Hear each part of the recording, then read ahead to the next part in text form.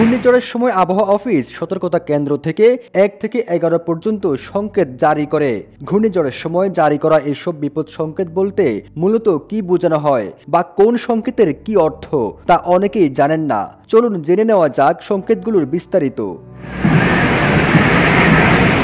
1 নম্বর দূরবর্তী সতর্ক সংকেত। জাহাজ ছেড়ে যাওয়ার পর দুর্যোগপূর্ণ আবহাওয়ার সম্মুখীন হতে পারে।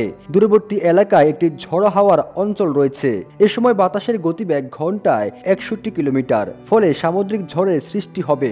2 নম্বর দূরবর্তী হুঁশিয়ারি সংকেত। গভীর সাগরে একটি ঝড় সৃষ্টি হয়েছে।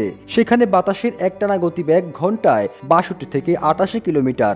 বন্দর এখনই ঝড়ে কবলিত হবে না, তবে বন্দর ত্যাগকারী জাহাজ পথে বিপদে পড়তে পারে। 3 নম্বর স্থানীয় সতর্ক সংকেত। বন্দর ও Jamuna air conditioner, simplify cooling. বন্দরে নোঙর করা জাহাজগুলোর দুর্যোগ কবলিত হওয়ার আশঙ্কা রয়েছে।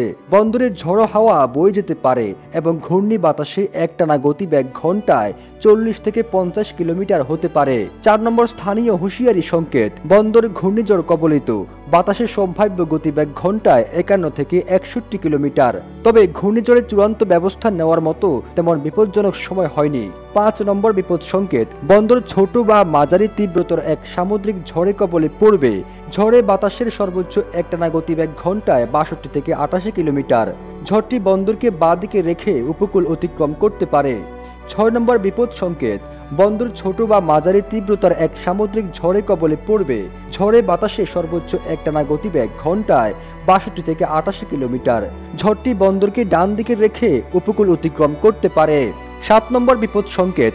বন্দর ছোট বা মাঝারি তীব্রতার এক সামুদ্রিক ঘূর্ণিঝড়ে কবলে পড়বে। ঝড়ে বাতাসের সর্বোচ্চ একটানা গতিবেগ ঘন্টায় 62 থেকে 88 কিলোমিটার। ঝড়টি বন্দরের উপর বা এর কাছ দিয়ে উপকূল অতিক্রম করতে পারে। 8 নম্বর মহাবিপদ সংকেত। বন্দর প্রচণ্ড বা সর্বোচ্চ তীব্রতার ঘূর্ণিঝড়ে কবলে পড়তে পারে। ঝড়ে বাতাসের সর্বোচ্চ একটানা গতিবেগ ঘন্টায় 89 কিলোমিটার বা এর বেশি হতে পারে। প্রচণ্ড ঝড়ে বন্দরকে বাঁ দিকে রেখে উপকূল অতিক্রম করবে। 9 নম্বর মহাবিপদ সংকেত। বন্দর প্রচণ্ড বা সর্বোচ্চ তীব্রতার এক সামুদ্রিক ঘূর্ণিঝড়ে কবলে পড়বে। ঝড়ে বাতাসের সর্বোচ্চ একটানা গতিবেগ ঘন্টায় 89 কিলোমিটার বা এর বেশি হতে পারে। প্রচণ্ড ঝড়টি বন্দরকে ডান দিকে রেখে উপকূল অতিক্রম করবে। 10 নম্বর মহাবিপদ সংকেত। বন্দর প্রচণ্ড বা সর্বোচ্চ তীব্রতার এক সামুদ্রিক ঘূর্ণিঝড়ে কবলে পড়বে। ঝড়ে বাতাসের সর্বোচ্চ একটানা গতিবেগ ঘন্টায় 89 কিলোমিটার বা তার বেশি হতে পারে। 11 নম্বর যোগাযোগ বিচ্ছিন্ন সংকেত। আবহাওয়ার বিপদ সংকেত প্রদানকারী কর্তৃপক্ষের সঙ্গে সব যোগাযোগ বিচ্ছিন্ন হয়ে পড়েছে এবং স্থানীয় আবহাওয়া কর্মকর্তা এমন অবস্থাকে দুর্যোগপূর্ণ বলে মনে করেন।